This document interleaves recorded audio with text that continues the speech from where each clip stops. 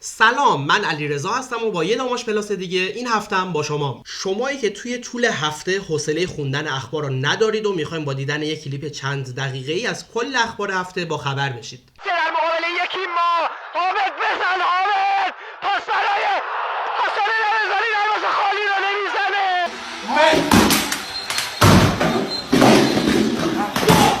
داماش توی هفته گذشته بازیش مقابل مقاومت آستارا رو 2-1 برد و تونست خودش رو به رتبه سوم جدول برسونه و با توجه به اینکه هنوز 7 بازی باقی مونده ما رو امیدوار به صعود کنه. اون برای نوری داخل محوطه جریمه، خود نوری دریبل رو میزنه، یک ضربه خطرناک آبسالا و گل دوم برای داماش گیلان.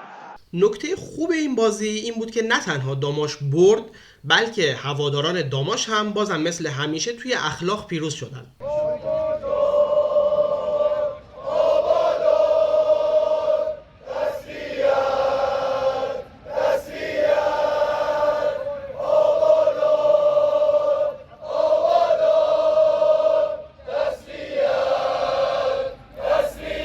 همونطوری که دیدین تیفوسیای داماش به خاطر فاجعه ساختمون متروپول آخر بازی جشن نگرفتن و به جاش با آبادانیا همدردی کردن. بعد بازی سرمربی داماش در مورد نقل و انتقالات گفت با امید پروردگار دنبال دو بازیکنیم، ولی ای ما رو امروز فردا میکنه دو بازیکن خیلی خوب و سطحش بالاتر از لیگ سه است، ولی امیدوارم که در از این 24 ساعت این مشکل حل بشه. الان که داماش پلاس منتشر میشه 48 ساعت از این مصاحبه گذشته و هنوزم خبری از جذب بازیکنای تازه نیست. به شخصی فکر میکنم صعود داماش بدون جذب بازیکن خیلی خیلی خیلی خیلی سخته. شما چطور فکر میکنید که بدون جذب بازیکن میتونیم صعود کنیم یا نه؟ داماش هفته دیگه باید توی فومن با تیم اتحاد یا همون شهرداری سابق بازی کنه. اتحادیا هفته قبل جلوی پانیک توی تالش مساوی کردن و الان امیدوارم با گرفتن 3 امتیاز خونگی بتونن رتبهشون رو توی جدول بهتر کنن. خبر خوب این که روابط عمومی باشگاه داماش قول داده اتوبوسای برای هواداران داماش در نظر گرفته بشه تا بچه‌ها بتونن کنار تیم باشن.